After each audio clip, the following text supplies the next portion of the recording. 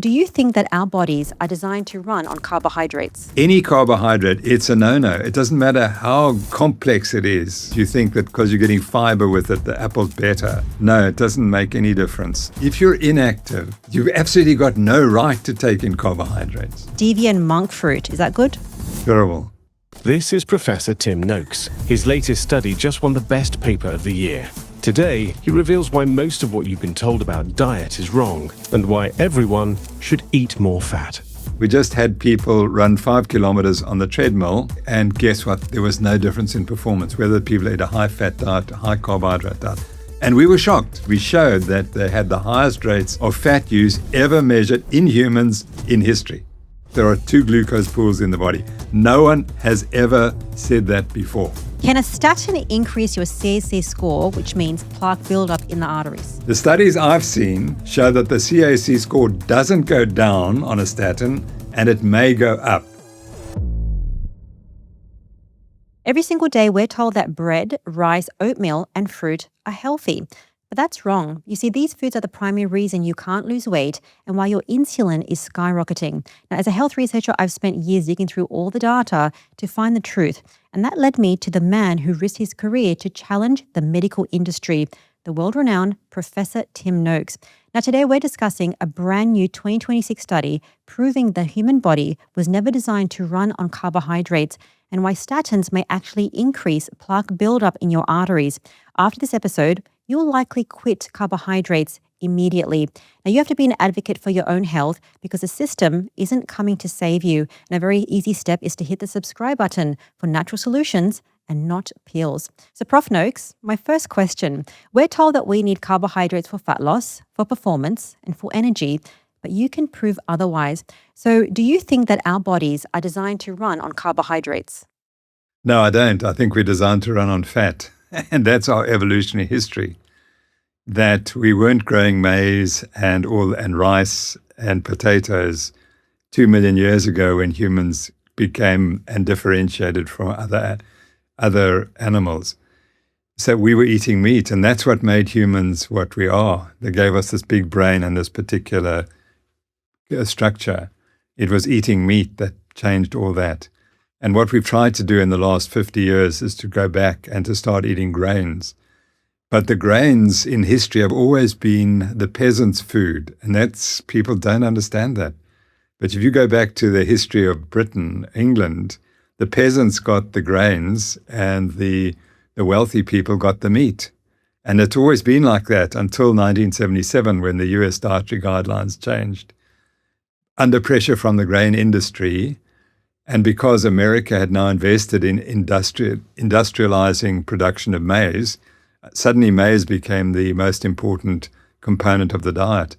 In my country, in South Africa, 45% of the dietary calories come from maize. But the people who are eating it were not designed for it. They've only started eating those high maize foods in the last probably 100 years. And so we've had millions of years of evolution. And now all of a sudden we want to change, and that's why we're all so unhealthy if we're eating that diet. Absolutely. And when it comes to our health levels, how does too many carbohydrates affect insulin levels?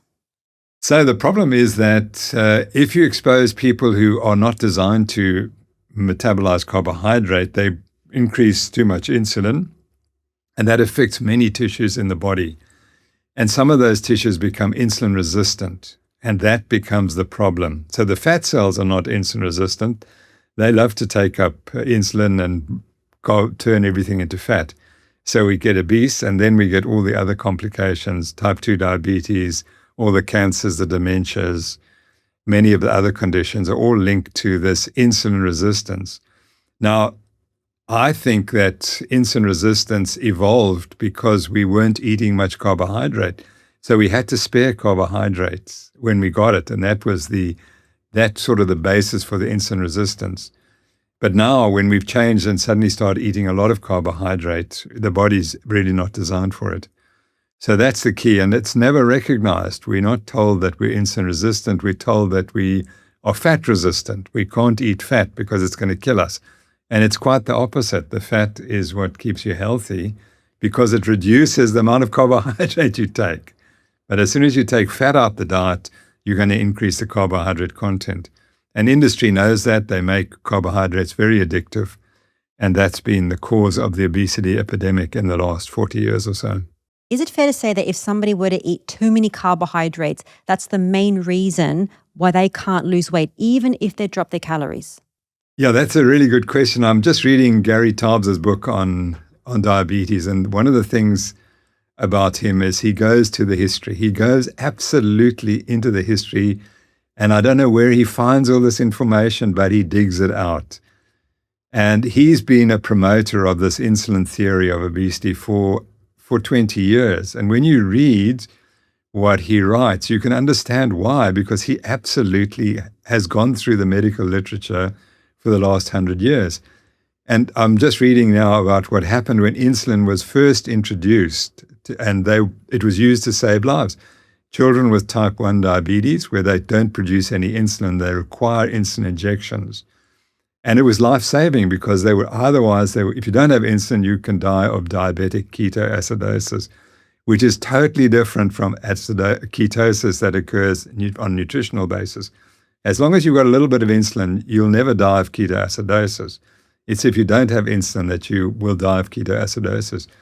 So when insulin was discovered in 1921, all of a sudden, these children who were at death's door were suddenly recovered. And the first thing that happened, they put on weight.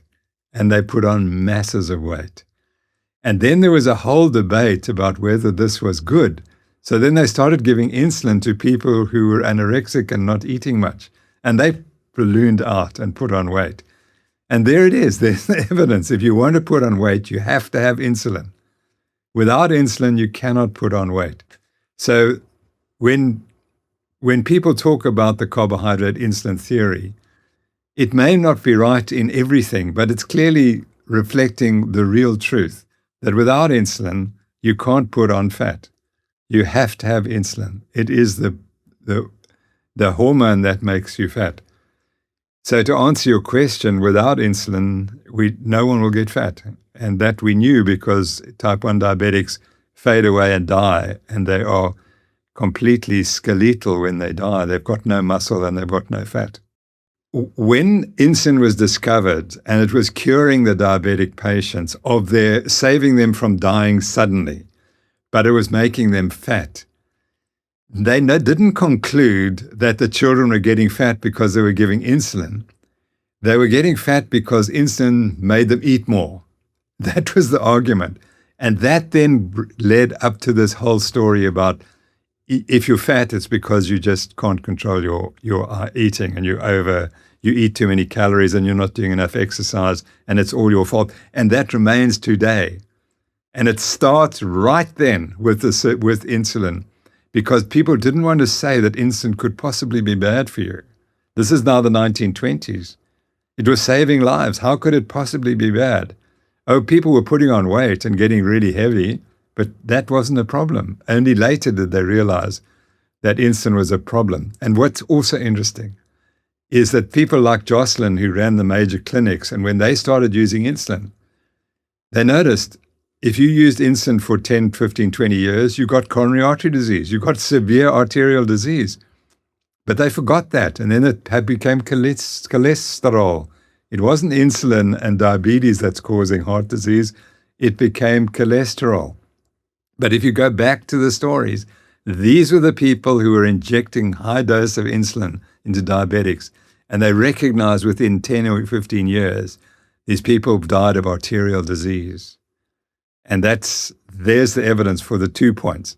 I'm very glad that you said that, because I think people get very confused when it comes to how do we lose weight? Is it just simply dropping the calories or dropping the carbohydrates? And that goes to the conversation around what are carbohydrates? So my question for you is, do you think that 2 slices of wholemeal bread, the healthiest bread, is as bad as 1 apple when it comes to the blood sugar and the insulin for somebody that has elevated insulin? The answer is yes, they will be the same. They're equally bad for you. And as a type 2 diabetic, and we'll discuss that, I can tell you that apple, I cannot eat 1 slice of bread, not 2, one slice is enough to shoot my glucose way up. And that's how bad we are. If you're really insulin resistant, we are so brittle that just even looking at that piece of bread causes my glucose to rise. Not quite, but you understand. So any carbohydrate, if you're severely insulin resistant, pre-diabetic, diabetic, it's a no-no. It doesn't matter how complex it is, so that you think that because you're getting fiber with it, the apple's better. No, it doesn't make any difference. In the end result, the body has to metabolize that carbohydrate, has to break it down. It forms glucose in the bloodstream, and the glucose hits the pancreas, and that causes a lot of insulin release. And it's if you've got insulin resistance, it doesn't work properly. It still takes a long time to get rid of that glucose out of the bloodstream. Well, that's very different to what a doctor is going to tell a person watching here. They're going to say that if you have an apple a day, it's very healthy, but try to have whole grain bread, and that's very healthy for you. And that goes into your backstory, which is the cost when you tell the truth, the backlash that you got as a person. So my first question around your story, getting back to today, do you think that most doctors are compromised in their medical opinion when it comes to diet? Yeah, I think the profession is compromised. And, it's hard for me to say that because when I went into medicine, I viewed it as a fantastic profession that was trying to help everyone and make them healthier. And that remains the case in certain disciplines, like surgery is phenomenal, obstetrics, phenomenal. And there are other parts of medicine that are exceptional. So we're not criticizing those groups. We're criticizing the people, the allopathic medicine, where they're using medications to treat disease without understanding the root cause. When I was studying medicine, we were told, why did the patient come to see you today? That's the first question you have to answer, because she could have come a week time or she could have come a week earlier, but she came today. Why? And the second one, what's the cause of the problem? And it was astonishing. I could never learn pharmacology. I hated it because the thought of putting these stuff in your mouth, which you didn't know what it was doing to you, and that all these complex names that they all made up, I couldn't learn them. So I got through medicine without learning any pharmacology, and I could treat a few conditions that I knew I had to be able to treat. So I always had a bias against treating diseases or chronic diseases. Let's focus on chronic disease with medication, because I thought you must find the cause, and that it's not the lack of the pill that's the cause of the problem. There's another reason. What's happened tragically in the last 20 or 30 years is the pharmaceutical industry controls the medical profession utterly, completely, absolutely. And they control them by telling doctors what they can prescribe and monitoring what they prescribe, and then rewarding them for prescribing the right medications. And that's the fundamental problem. And I don't want to go any further into it, but the profession is compromised. Now, the second problem in medicine, and this is why I never practiced medicine to any great extent, was because medicine is you learn the rules, you learn the book rules. Okay, so this is when the patient comes to you, you make a diagnosis, and then you open the textbook and there's how you treat it. You don't try and prevent it or reverse it, you just treat it with these conditions. And most doctors accept that because they're not creative people. That's the point. To get into medicine, you have to have a great memory. And if you've got an eidetic memory, in other words, you've got a photographic memory, you go shooting right to the top. Why? Because you can read the New England Journal of Medicine the morning of the grand round. Oh, the grand round, I'm going to see this patient. So you go to the New England Journal, you read the latest article, and then you get up and say, oh, well, of course, the New England Journal of Medicine this morning's got an article on such and such. And all of a sudden, your status is elevated above everyone else. And these people can read this stuff, and then they can quote it just absolutely word perfectly. And so they are thought to be incredibly clever. But they aren't clever. The clever people are the creative ones, because they make a difference. They change medical practice. And it took me years to learn that, but I was fortunately trained by two people who were eidetic memories. And they were the best lecturers I ever heard and I still ever heard. but they were totally uncreative. And when you looked at their careers later on, there's nothing, they didn't change anything. It stayed all the same. So, but they were recognized as brilliant, but they weren't, because they weren't creative. And I think that's the issue, that the medical profession doesn't promote creativity. And even most of the research a lot of the research that's being done is just do what you can raise money for, and you just keep doing it. It's not, you're not rewarded for challenging the opinions. And I got kicked out of the profession because I questioned and I asked, and I said, I don't think that this is working. We should try something else. So that was the basis for that was my final realization, that I'd had enough of the profession, and I needed to just distance myself from it. I think that people need to appreciate that when they see a doctor, they're not necessarily the expert in health. They've just been trained to be a doctor to prescribe the medication. It's up to us as individuals to take control of our health and to question the norm. Because if we're not like you, questioning the norm, then we're going to be on statins, which I have a question about that in terms of increasing CAC scores. But we're going to be on these medications which are not going to improve our health. But everything changed for you in December 2010. You read something that changed your life. What happened in December of 2010? Well, what happened that morning, I got up and went for a run, and it was a dreadful run. I felt terrible, and I climbed up this tiny little hill just outside our house. And when I reached the top, my heart rate was 150, and I thought I was at the top of summit of Mount Everest. I felt so bad. So I knew something was wrong, and obviously I hadn't been training for some time, but there were other problems as well. And when I got to my computer, opened my emails, there was an advert saying, lose 6 pounds in 6 weeks without hunger. And the without hunger was what really appealed to me. And then I saw it was written by 3 guys who I respect enormously. But then they said, it's the new Atkins for the new you. And I said, Atkins is the most vile doctor there's ever been, because he's killed so many patients telling them to eat a high-fat diet. I'm really angry with these 3 guys for using his name and promoting his ideas. So I decided I better go straight away and buy the book. So I found the book. There was the last copy at the shop. I brought it home and I sat down and read it. And an hour and a half later, I said, oh my gosh, I got it all wrong.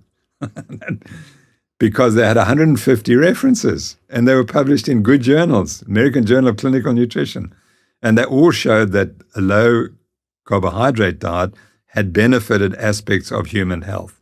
And I did not know, I'd never heard about one of those studies. Even though I had an interest in sport and nutrition, I'd not seen one of those studies. They'd been hidden. Why had they been hidden? Because they threatened the whole story of medicine. So I decided at lunchtime, so I got the book at 10 o'clock. By lunchtime, 12 o'clock, I said, that's it, no more carbs. And so I went straight onto a meat-based diet and cut out all the sugars and the carbs. And immediately I realized I was diabetic. I mean, I could see that I felt much better. Within 2 days, I felt better. And my weight just dropped off. And I started running again, and my running went back 20 years. I went back to being able to run what I'd done 20 years earlier. So it was a miracle for me. And then I started promoting the idea. We wrote a book called The Real Meal Revolution, which became one of the best sellers in South Africa's history. And that caused all sorts of problems, because now the university had as a professor someone who was promoting a diet that didn't fit with what they were teaching. And more importantly, I was funded, and our institute was funded by an medical insurance company that promoted the grain-based diet. And I'd been the front person for that diet. And so you can imagine, here I was, the person they used to promote their grain-based diet. And now I said, I don't believe it anymore. So we obviously lost our funding very quickly. And ultimately, I tweeted something, and the Health Professions Council, I was reported to the Health Professionals Council by a South African dietitian who has strong connections to all of these big food companies. And I was advising mothers, not a mother. That was critical. I was just giving a general opinion. It wasn't medical advice. It wasn't medical treatment, I should say. It was medical advice, general advice. And they wanted to stop doctors speaking directly to the public on this topic. Because if they could stop me, then they could stop all doctors speaking directly to the public on anything.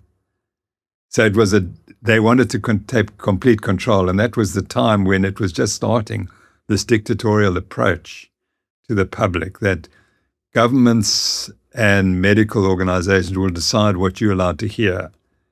And so my case was a test case, not just about the diet, but it's what doctors could say in public. And had I lost the case, doctors in South Africa and ultimately all around the world wouldn't have been able to speak to the public and give them medical opinions about what they should be doing. So anyway, the trial went over 4 years. I was in court for 28 days, and we won on every account because we just took the science and said, here's the science. Look at the science.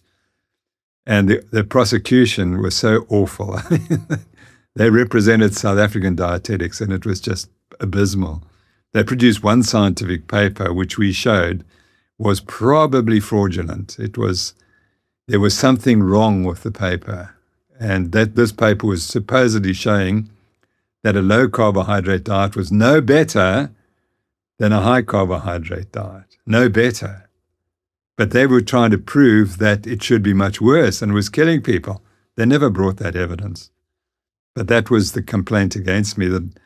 And one guy got up, and one professor of psychiatry, that's all they could get as a medical person, was a psychiatrist. He said, Noakes is going to kill millions of children by telling them not to eat meat and to be weaned on meat. Yeah. As we've discussed so far, too many carbohydrates drives insulin resistance and chronic disease. And the first step to fix it is to significantly reduce your carbohydrates, sometimes to under 20 grams a day. As you do this, your body goes through a major transition, and you might experience some side effects, things like headache, nausea, fatigue, and cramping. Now, all this is very normal, but this is where salt is so important.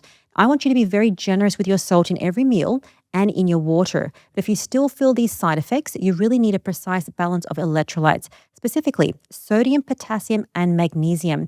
And that's why I'm so proud to have Element as a sponsor of today's episode. Now, I personally use Element because it has a science-backed ratio without the nasties, and there's no preservatives. And I use the raw, unflavored pack. It's the teal one, and I add it to my coffee and also my water during the day, especially after a heavy workout. And if you prefer flavors, they have plenty of great ones to choose from. And right now, Element is offering my viewers this free sample pack on every order. So you're going to get 8 single servings of their most popular flavors to try for free. So if you want this, just head to drinkelement.com/The Primal Podcast. I think it's really important to appreciate that if we are here today and we accept that a low-carb diet is healthy for us, it's because of doctors or people like you that have fought the fight when there's been so much backlash. And that's why I wanted you to share that story, because that goes into your new 2026 study about carbohydrates. And this is so important so that people can understand that carbohydrates do not increase fat loss, performance, and your energy. And we are meant to be eating meat, eggs, and fat. So let's go into your new study published in January 2026 titled Carbohydrate Ingestion on Exercise, Metabolism, and Physical Performance. First question for you, who were the authors on that study? Okay, so I was the one who worked on it. I did most of the work on it, and the other guys then went through it to make sure I hadn't made any particular errors. But the key person, Jeff Volek, who was the guy who wrote the book, the new Atkins for the New You, who saved my life. So I owe a lot to him. So he's one of the co-authors. Dr. Dominique Agostino is another one, and Philip Prince, who's a South African who emigrated to America and who was crucial in this whole story, because he went to school, the opposite school in Cape Town. There were 2 schools right next to each other. I went to the one, he went to the other, so we've always been competing like that. And after my trial, I was at a conference Jeff Volek had organized in America, And Philip came up to me and he said, Prof, I'm an ex-South African. I'm just starting this lab. Would you help me? And we'll talk about what research we should do. And I said, well, study exercise performance and a low-carb diet. And we literally started at the absolute bottom. We took the simplest study you possibly could do. And he did it magnificently. And I didn't realize he really is. His team is absolutely exceptional. So in the first trial, we just had people run 5 kilometers on the treadmill as a time trial. So the key is that it must be reproducible. So they must be able to run the 5Ks within 5 seconds or 10 seconds. They can reproduce the performance, and that they can do. Then you can measure an effect of an intervention. And if it's going to make a larger effect than 5 seconds, you're going to detect it. So we did the 5K, and guess what? There was no difference in performance, whether people ate a high-fat diet, a high-carbohydrate diet. And we were shocked. Let's be absolutely certain. We did not know what the outcome would be. And we didn't do it because we knew there would be no difference. We absolutely assumed that the 5K would be worse if the people ate a high-fat diet. That was our assumption. So then Philip said, what should we do next? So I said, well, now we must do a shorter distance.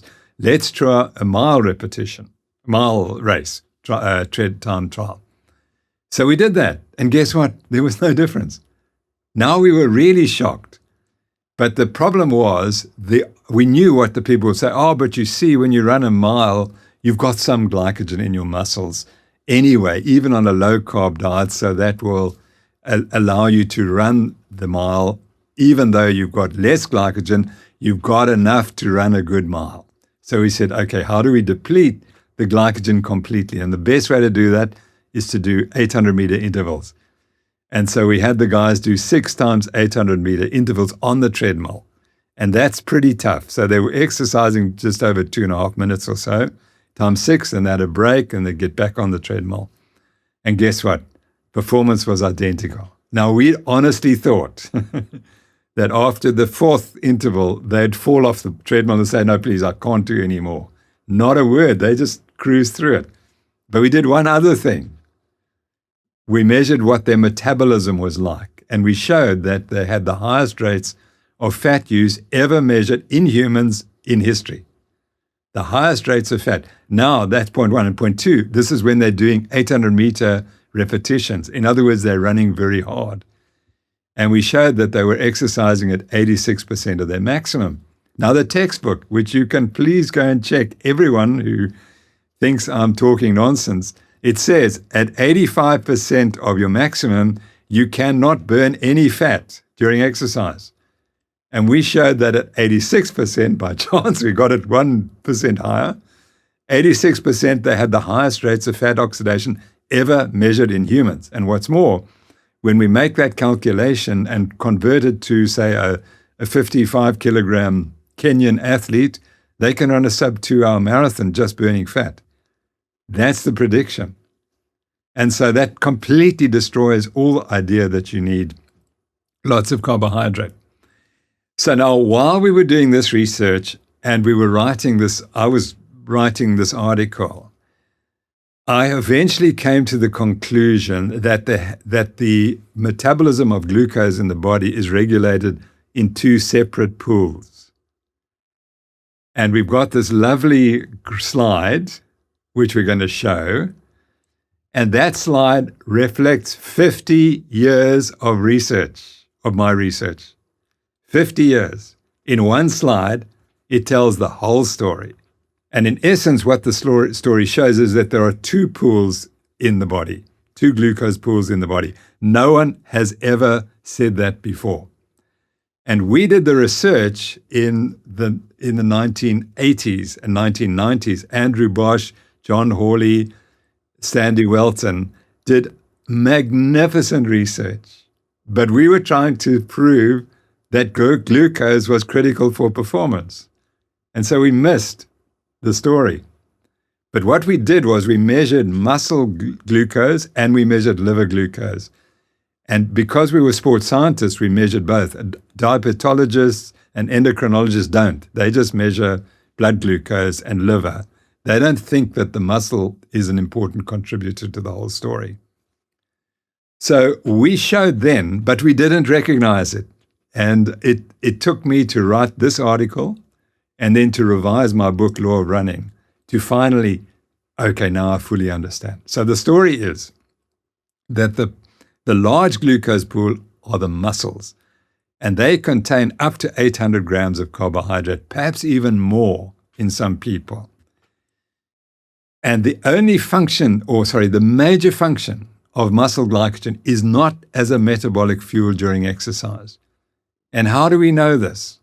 Well, a lot of reasons, but one that really piqued my interest was one of my PhD students. She measured people at rest, and she wanted to see what they were metabolizing. And there were some athletes who, at rest, woke up in the morning and they were burning 100% carbohydrate.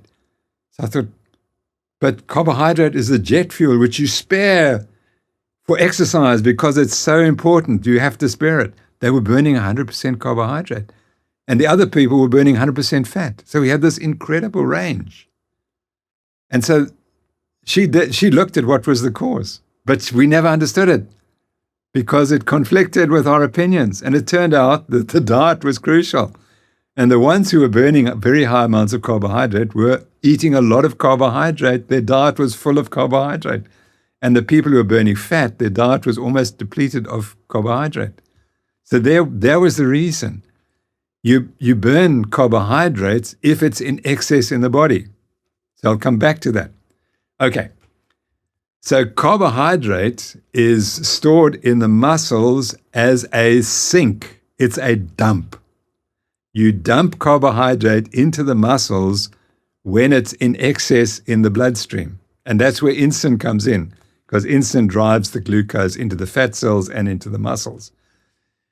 So that's the first postulate, that muscle glycogen is there as a sump to get rid of and protect your blood glucose.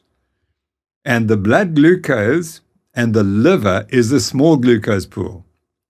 Now, already in the 1970s, George Cahill gave the Banting lecture, and he said the most important metabolic control in the whole body is the blood glucose concentration.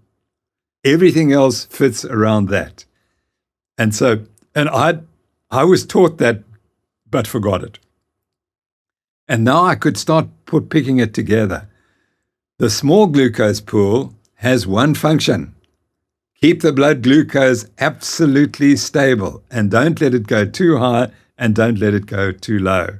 And if it goes too high, you hypersecrete insulin, which then takes the glucose out of the bloodstream and puts it in the muscles.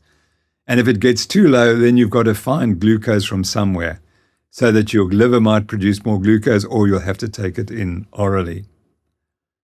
So the 2 glucose pool now tells us one thing, okay? Which is the more important pool for exercise? So we then designed, the experiment took us 7 years to get to this point. 7 years of all these experiments, and we finally got to the point that we could regulate the muscle glycogen content, i.e. the large glucose pool, but we could also regulate the small glucose pool by fasting people and either giving them glucose during exercise or not. So if we fasted them and didn't give them glucose, then they were likely to become hypoglycemic. And if hypoglycemia is important, as our review shows it clearly is, we'd be able to pick it up. So we did the definitive experiment where we had the athletes, 10 athletes. They did one component of the trial was eating a high carbohydrate diet. They go off the diet and they eat for 6 weeks. They eat a high carbohydrate diet and vice versa. So high carbs, low carbs. And then when we tested them under 2 conditions. One, when they received a placebo drink. So they thought it was a carbohydrate drink, but it wasn't. And when they received a real carbohydrate drink. But the key was we just gave them enough glucose to make sure the small glucose pool was filled at all times and the blood glucose didn't fall. So now we were comparing, is it muscle glycogen or is it blood glucose? So we get to the experiments. When they took the placebo, after having eaten a high carbohydrate or low carbohydrate diet, which manipulates the large glucose pool, it's the muscle glycogen, there was zero difference in performance. Their performance was identical over 2 hours of exercise. Identical performance. Although their metabolism was quite different. After the carbohydrate diet, they burnt lots of carbohydrate. After the high-fat diet, they burnt lots of fat. But the performance was identical. So what that told us is what you eat before exercise has no impact whatsoever on your performance. None at all. Okay, so now we get to the critical study. So we've got the same athletes, and this time, low carbohydrate diet versus high carbohydrate, but now they're getting glucose. But instead of following the crowd, the sheep, who tell you must take 120 grams of carbohydrate an hour, we said, no. Because the 120 grams is supposedly filling up the large glucose pool, which is what's keeping you going, apparently. We said, no, we're not giving you 120 grams, we're giving you 10 to 20 grams. Just enough to keep the blood glucose normal. And guess what happened? Performance in both groups went up 20%, identical improvement. And guess what happened? There was no hypoglycemia. So we prevented hypoglycemia, and then the performance was improved. They didn't go on forever. They did stop exercising. Even though the blood glucose was normal, they stopped exercising, but they had managed to put about 20% extra effort in. Now, we've had this huge argument about, is it the small glucose pool, large glucose pool, glycogen before, etc. If you look at all the studies in which they compare high carbohydrate diets to low carbohydrate diets, the difference in performance, if there is any, I don't believe there is, but if there is any, it's tiny. It's like 1%. But we found a 20% difference. So who's right? Is it going to be that what you eat before exercise to fill up the large glucose pool, or what you eat during exercise to fill up the small glucose pool? It's very obvious. It's the small glucose pool that's running the show. So now, how important is this study? That's the question. To us, it's very important. To everyone, it's very important. For everyone, it's very important because we've been told that we need carbohydrates. And even you said that we don't need carbohydrates prior to a workout. And to this day, people thinking if they're doing low carb, they're probably going to have some fruit or something. They don't need that because it's not going to affect the performance. It's very important, but keep going. Yeah.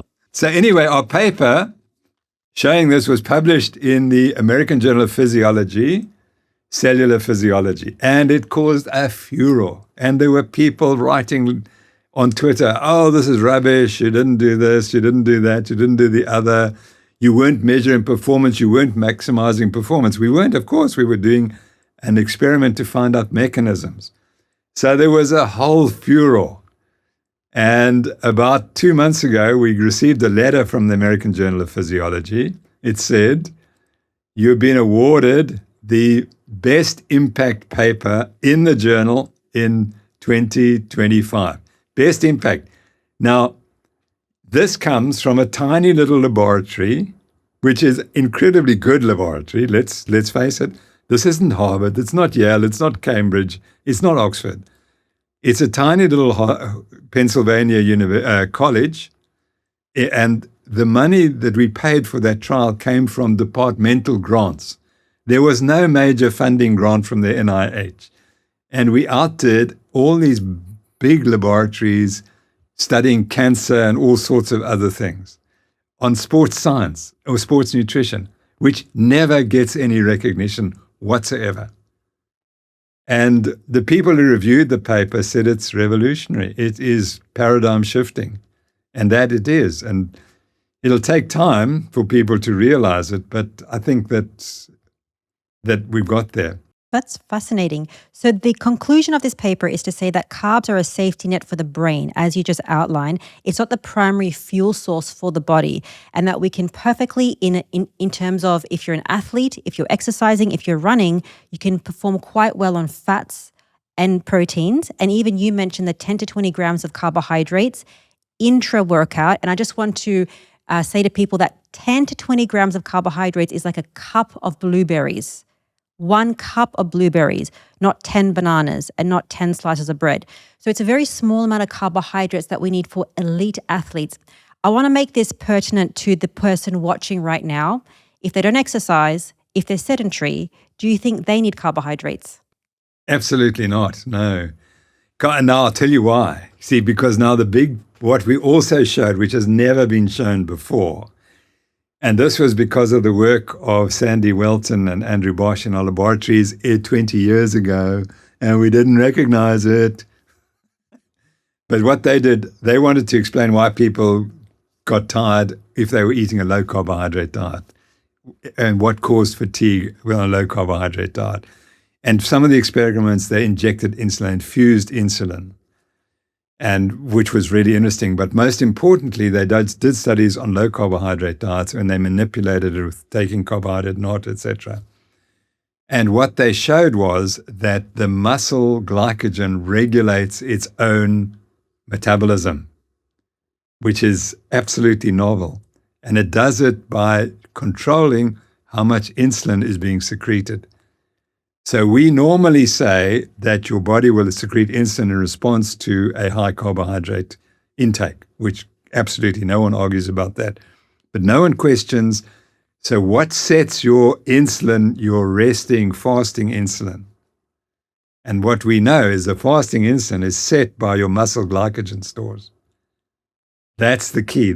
So the large glucose pool regulates how quickly it uses up its glycogen. And what it does by setting the insulin, and the insulin determines how much fat is released from the fat cells. So if the insulin is high, the fat cells don't release fat to be used by the muscles. And what happens? So the muscle has to use glycogen. Why would it do that? To me, it's obvious. The body doesn't like having too much glycogen in this large glucose pool because it's got less buffering. So when you take another high carbohydrate diet, the muscle can't accept more glucose because it's full. So it has to do other things with the glucose and turn it to fat, amongst other things. And fat in the liver, by the way, which we know is a high driver of insulin resistance. So that's what's happening. So we showed that now 20 years ago, but we didn't put it together. So to summarize, the large glucose pool, once it's full of glycogen, will always cause your insulin to be elevated, and that will eventually cause insulin resistance. What keeps the muscle glycogen low, apart from a low carbohydrate diet, is lots of exercise. So if you asked if you're inactive, you're not burning muscle glycogen. So as soon as your muscles are full with 200, 300, 400 grams of carbohydrate, there's no more glucose to be stored there. Now you continue to eat your high carbohydrate diet. There's no, for the glucose to go. It has to be converted to fat or used as a fuel. And what organ uses that glucose? It's the brain. But the brain only uses about 200 grams a day. So if you're sedentary and you're eating a high carbohydrate diet, there's no way your body can be in carbohydrate balance.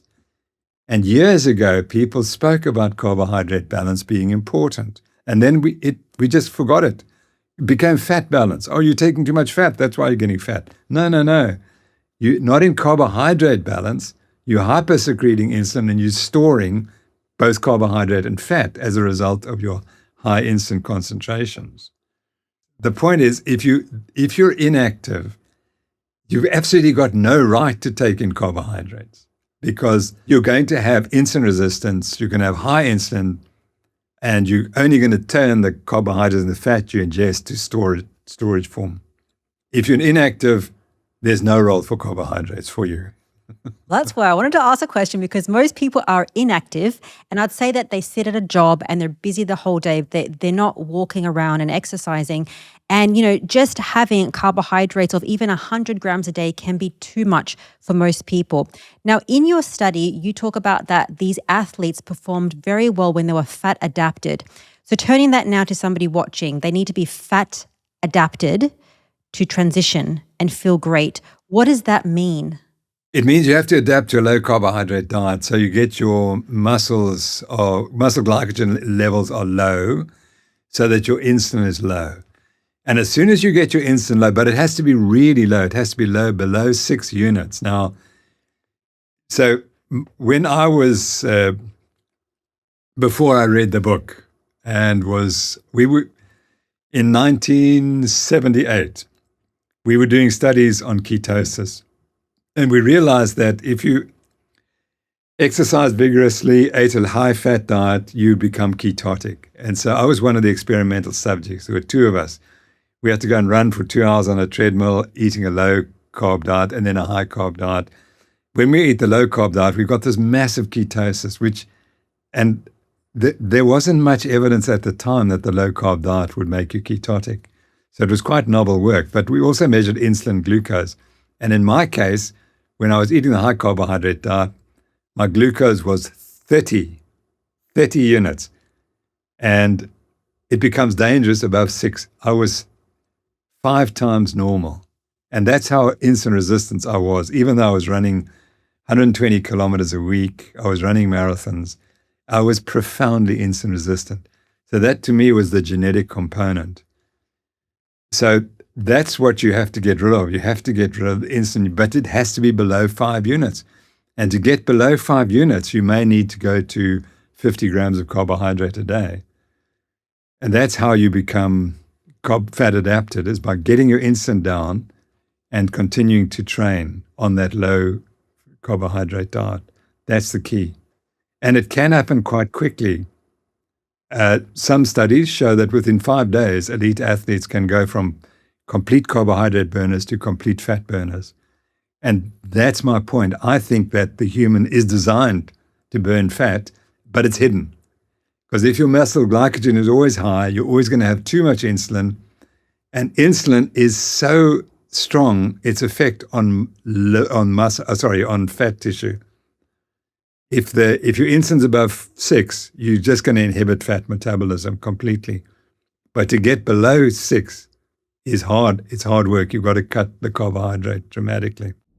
Now, as we discussed, dropping the carbohydrates is only the first step. Staying on track is where the real work begins. Now, whether you're keto or full carnivore, you know that doing it alone can be really isolating or confusing. And that's why we created Go Carnivore. It is a sanctuary for those who need expert support without all the noise. We brought together a world-class team of experts and doctors, including the world-renowned Professor Tim Noakes, to actually answer your toughest questions. Things like, what's going to happen to my cholesterol? What about saturated fat? How much protein and fat should I be eating? Now, this is a strictly zero judgment zone hosted entirely off social media to keep your focus where it belongs, on your health. And to make the journey even easier, we've just launched our new custom meal planner. Whether your goal is deep healing or fat loss, it tailors everything to your specific preferences, from ketovore to strict carnivore, and it completely takes away the guesswork of what to buy and how much to eat to hit your goals. So there's no more stress, just results. So if you're ready to level up your metabolic health and meet me personally on a live coaching call, just head to gocarnivore.com right now. We offer exclusive discounts for our new members who want to simplify their lifestyle and join a thriving tribe. I've also linked them in the description. See you inside on the next live meeting. Well, I've got 10 foods I want to ask you about, like a little game. But prior to that one, if somebody starts this low carbohydrate diet, and initially I asked about calories and carbs. So when they start low carb, what do you think they should track? Calories or something else in terms of how much to eat? Hunger and cravings. So the key to the modern diet is it's obviously ultra processed, and it's designed to addict you to the food. And the addiction is because of the cravings. So whenever I walk around, I always get embraced by women who say, "You took all my cravings for food away. Thank you very much." And that's the key. That's the nicest compliment ever. It is. And so I was heavily sugar addicted, and most of us are. And you only realize it when you start eating a high-fat diet and remove the carbohydrates. So most people are sugar addicted, and it's very difficult to get off the sugar addiction. That's the first thing. So what do you monitor? You monitor how much sugar you're eating and how much carbohydrate you're eating. And you'll soon notice, as soon as you get rid of the cravings, you become fat adapted and you're fine. And we noticed that. We did a study of, I think, 25 people who claimed they'd read Real Meal Revolution and they'd reversed their diabetes, but we didn't believe them because we mustn't believe them. So we studied them very carefully. And 20 of them had indeed reversed their type 2 diabetes just by reading a book. Just get that. Reading one book and following the dietary advice, which was just basically a page. There was a page of green foods. You're allowed to eat these foods. Just by following that green page, they reversed their type 2 diabetes. And we documented that they had reversed their type 2 diabetes. But the key was those who didn't reverse their type 2 diabetes continued to have cravings because they hadn't got rid of the sugar addiction. So you have to get rid of the sugar addiction. So it's not calorie counting. It's sugar calories and carbohydrate calories you need to count. And you don't really need to do it, because if you do it properly and you take the green list from our book, The Real Meal Revolution, and you only eat those foods, your cravings will go and you will get hungry. You won't eat the way you did. So, I would tell people, I want you to do an experiment. I want you to get up tomorrow morning, cook yourself bacon, eggs, ham, whatever, sausages, cheese, but no grains. And I want you to eat as much as you can and go to work. And they suddenly come back and they say, it's 5 o'clock. I haven't eaten all day and I never got hungry. And then you say, well, there you go. That's the only test you need to do to show you that the cravings are caused by the foods that you're eating. And the only way to stop the cravings is to get rid of those foods. You can't get rid of the cravings eating less of those craving-causing foods. It doesn't work that way because the addictions are so powerful. You don't you don't reverse alcoholism by drinking just one glass a day. That doesn't work. It's either everything or it's nothing.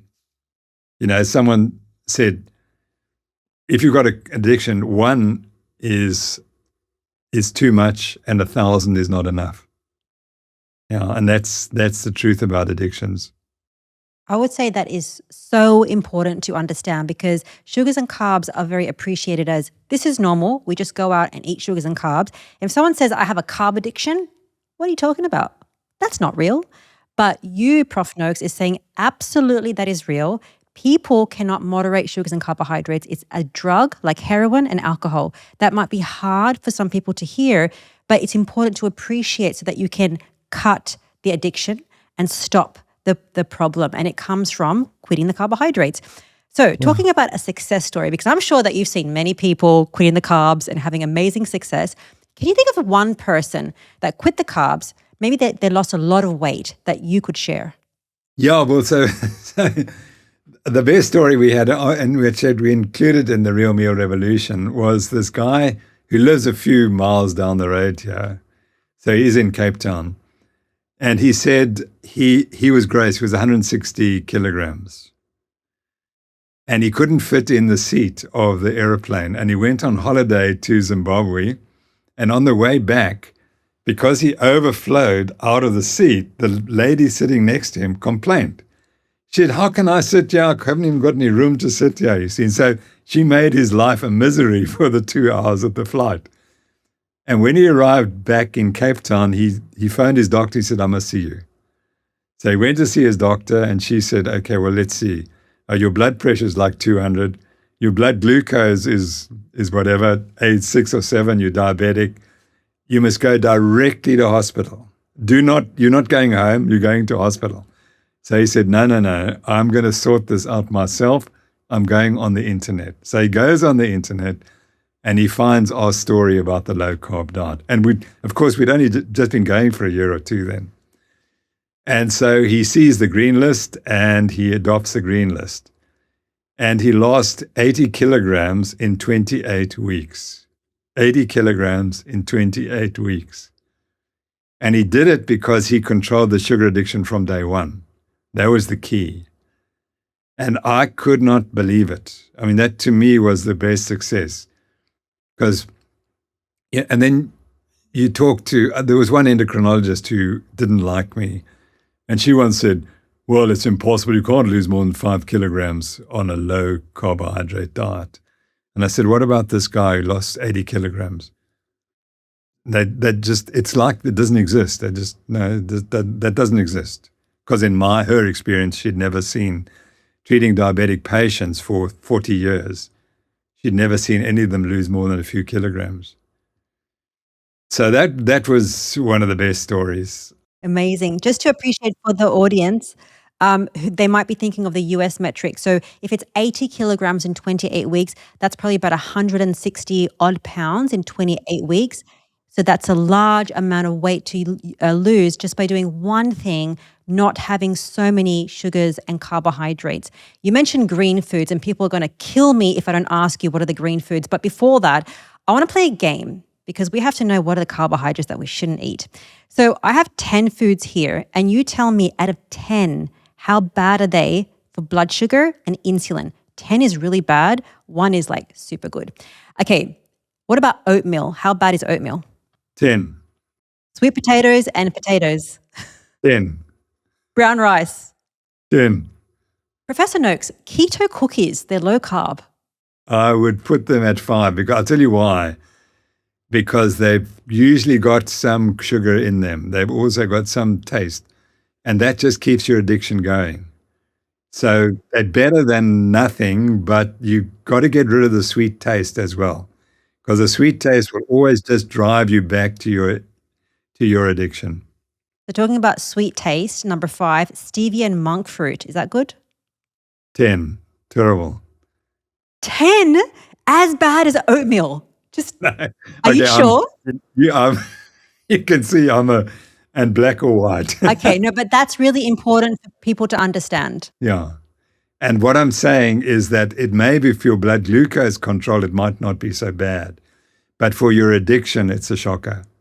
So people have to re-educate their whole taste away from sweetness towards bitterness, and so that you can accept bitterness. And, I was absolutely addicted to sugary sweet. And over the next for 12, 14 years, I've completely got rid of it. I can taste bitter stuff. It doesn't worry me anymore. So I'm quite happy to have bitter coffee or bitter things. And like lemons, I can eat lemons. People are going to hate you, Prof Noakes. Can't have my stevia or monk fruit.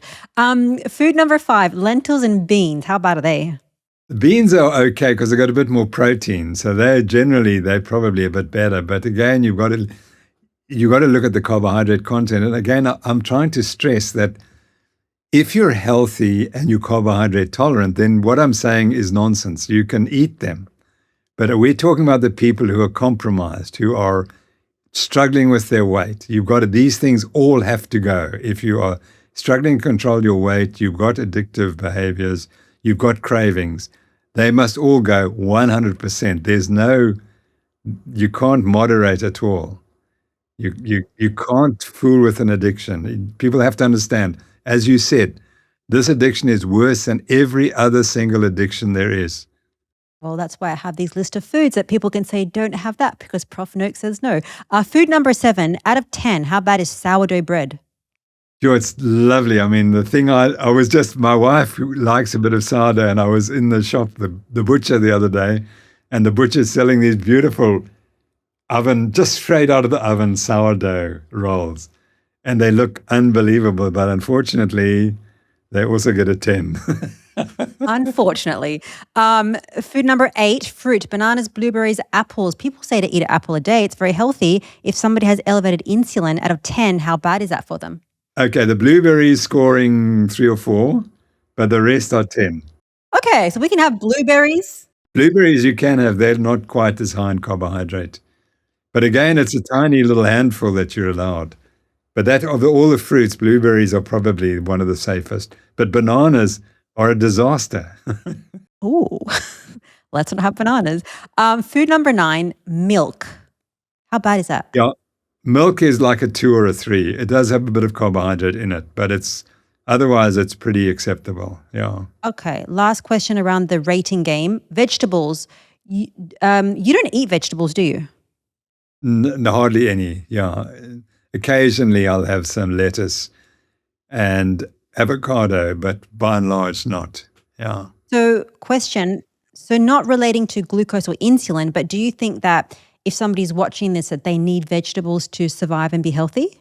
No, you don't. But I think the whole gut story and the microbiome is still, to me, it's still being solved and answered.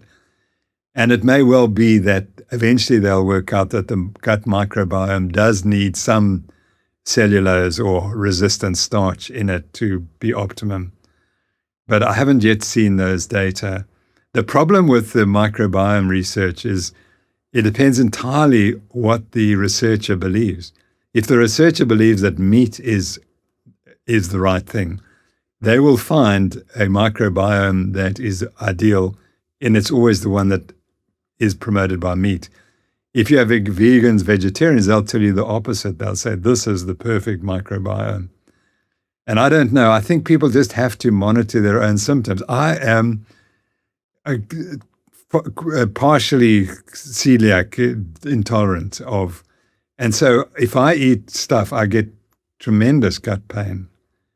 If I have gluten, I get lots of gut pain, and it may be only a day or two later. But I also had other gluten intolerance, signs of gluten intolerance, and I think they went, so when you went to low carb diet, firstly I fixed up my diabetes, but then the gluten intolerance got better. And so that was also crucially important. And I lost all these sort of symptoms of sinusitis and runny noses and all that. And they all went. And so, but if I were to reintroduce vegetables at a high concentration, I'm sure that they would return. I think that's an important question because there's a lot of controversy around, do we need to eat vegetables? Are we meant to be eating vegetables? I think we know not to eat sugars and processed carbohydrates, but it's a fact that for some people, vegetables don't do well for them, their gut function, their bloating, and their energy levels. So that was the foods that we should avoid. Let's talk about practical tips of what to eat now. What to do to have great energy, to lose fat, and increase performance. Now, you mentioned green foods. What are the green foods that we should eat to have a best way of living? So that's a list of the green food. And I think if you go to Real Meal Revolution on the internet, you'll see the table. That includes everything. So I'll tell you what I eat. So I eat meat mainly, chicken, fish, dairy, including lots of cheese, occasional nuts, and eggs. And that's it.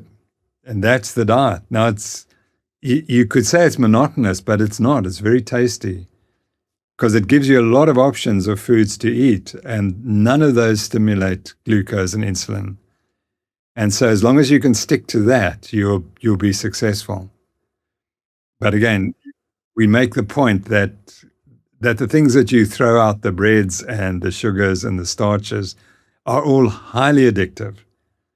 And you have to move to these. And the first thing you need is to have comfort foods that aren't carbohydrates. And I use meat biltong, which is a South African favorite, which is meat that is like jerky, I think, in America. I eat a lot of biltong, and nuts. And cheese. Those are the sort of things I fall back on. If I'm hungry and need food, that's what I eat. Otherwise, it's eat a lot of food when you eat. Eat these good foods, have a large meal, and fast for most of the rest of the day. And you can only do it if you're eating those foods. If you're eating carbohydrates, you can't last more than 3 or 4 hours before you have to eat again. So if somebody's following your advice, they want to eat dairy, they want to eat meat, they want to eat butter, they want to eat all the good foods, but no carbohydrates, but they're not losing weight. It's stalled. What's your advice? Yeah, okay. Then they have to look at how much protein's in the diet and how much fat. And it seems to me that, and particularly amongst women, that they need to cut the fat and increase the protein intake. And that's difficult because it's very difficult to get high protein foods. They're not easy. For example, the meat usually comes with quite a lot of fat. The cheese is full of fat. And so and the nuts have also got plenty of fat in them. So that's the problem with the diet. It works brilliantly if you can cope with high carb or high fat diet. If you can't cope, you have to make it high protein. And so, but the protein foods, as I said, chicken and fish or supplements like creatine and so on. That's the way you have to get your protein, and that's a little more difficult. So a high protein diet is probably the more difficult diet, whereas a high fat diet is very easy to follow.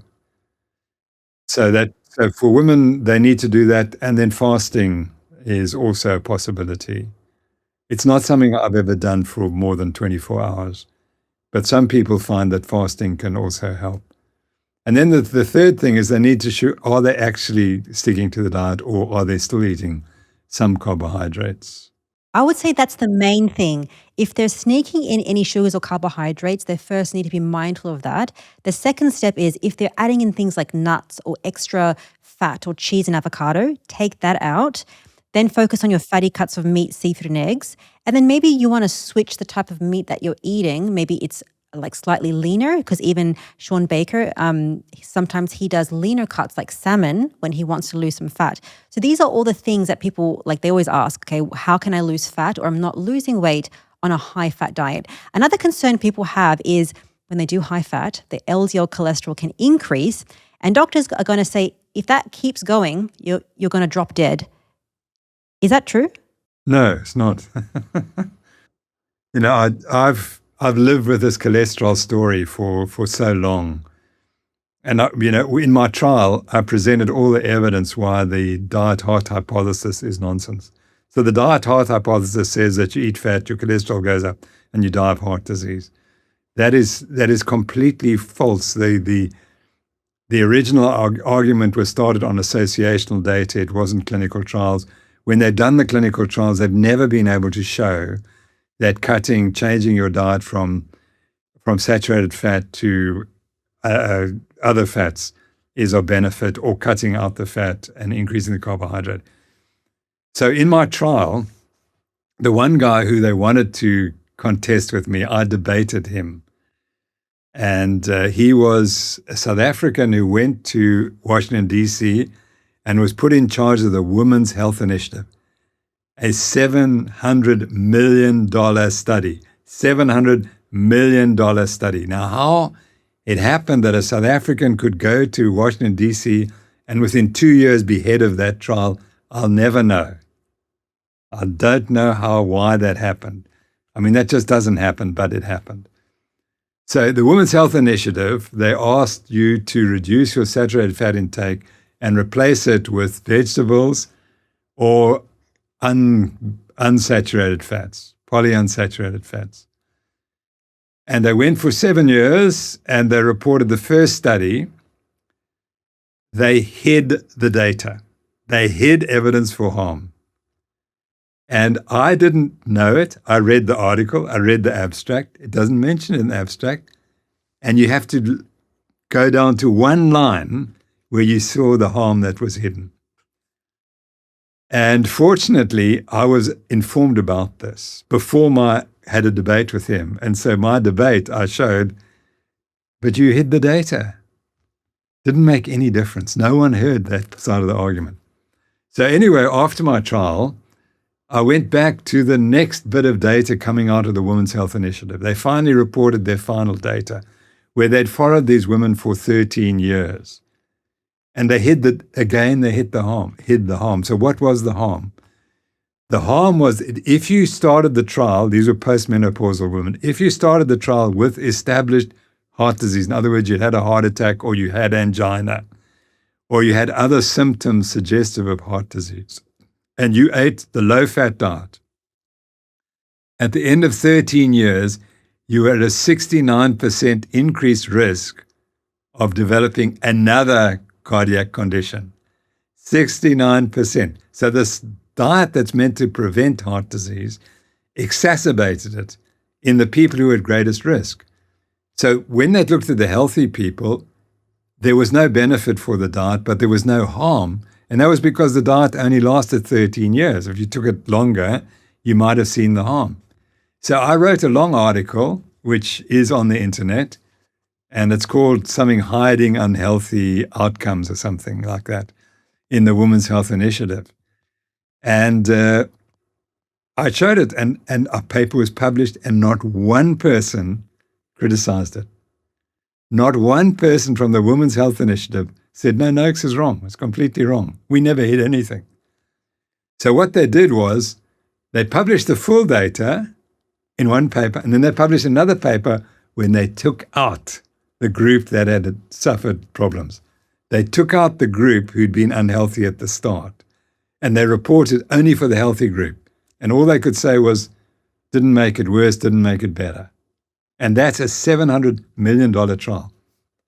So in my trial, I went through all these trials. And they've also, Nina Teicholz has written a book, The Big Fat Surprise. It's all there.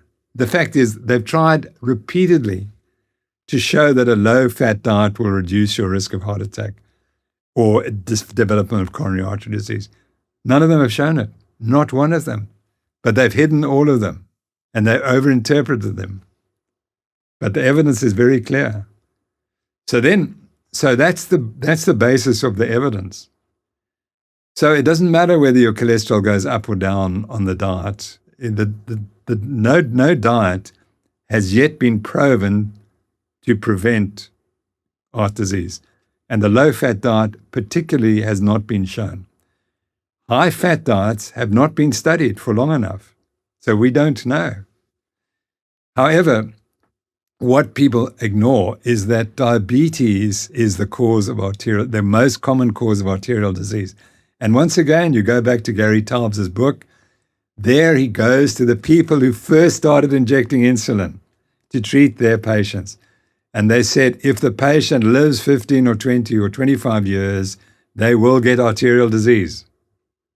Yeah. So this is diabetics treated with insulin. They will get diabetes within 20 years. Now, this is reported by all these famous doctors who are the gold standard for diabetes care.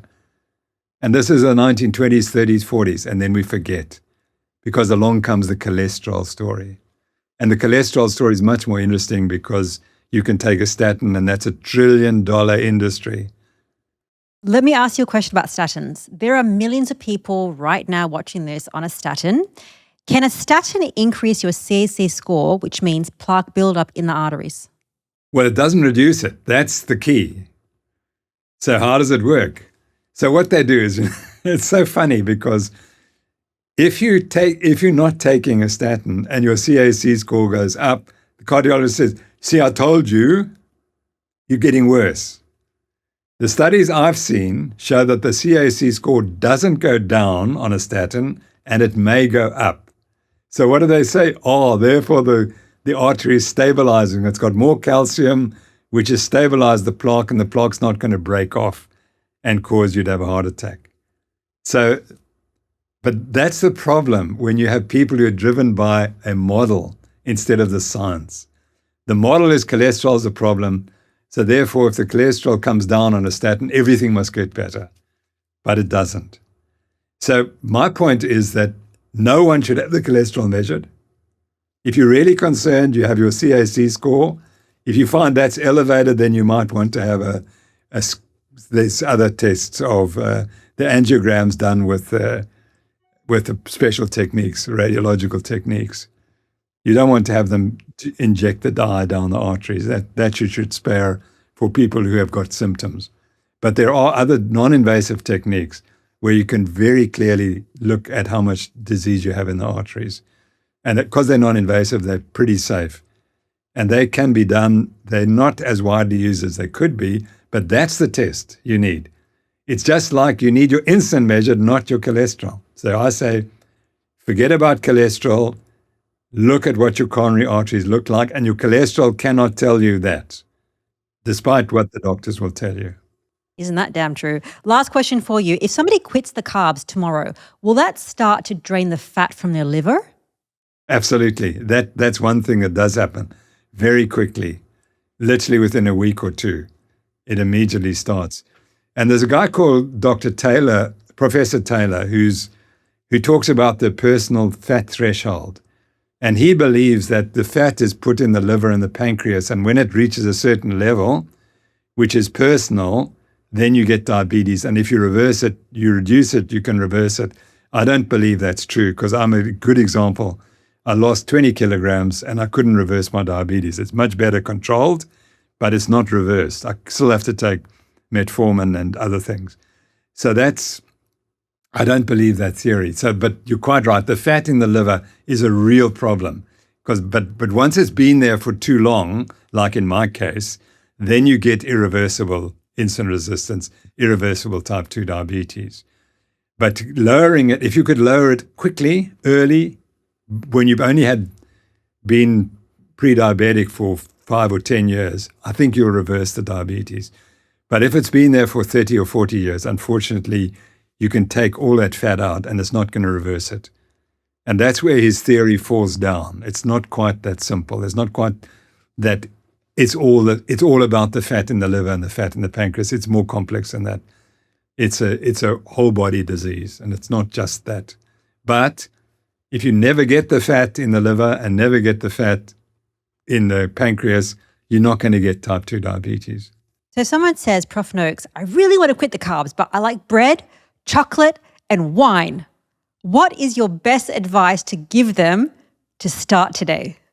I'd say go to the hospital and look at the renal dialysis unit and see all the people there who are now dependent on renal dialysis for their life. And I say, well, that's what you can turn out to be. If you're pre-diabetic, that's where you'll die. Everyone who has diabetes dies of the disease. And it's not a pleasant disease, not a pleasant death. You lose all your arterial function. So either you knock your brain out, or you knock your kidneys out, or you knock your heart out. It's going to be one of those three. If you knock your brain out, that's a problem. If you knock your kidneys out, you go on dialysis. And if you knock your heart out, you go into heart failure and get all those complications. And so people have to be realistic. And what motivates me more than anything was I watched my father die. And he was an incredibly powerful, energetic, fantastic human being. And he was shriveled away with his diabetes.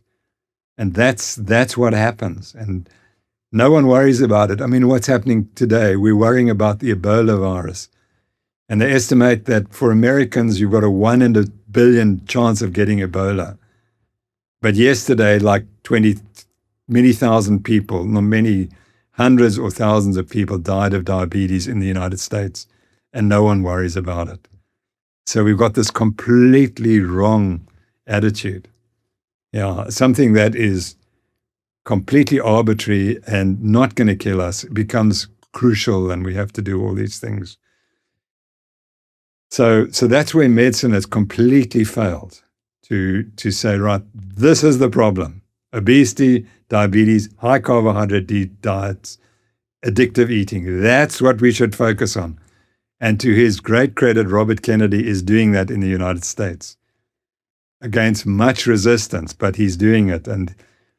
But it'll take a lot of other countries to follow his lead. Well, I think from this conversation, people are going to be very motivated from you, Prof Noakes, because over 50 years, you have been encouraging people with your studies and everything that you do. Thank you so much for your time. All the links are going to be in the description for you, but thank you so much for your time.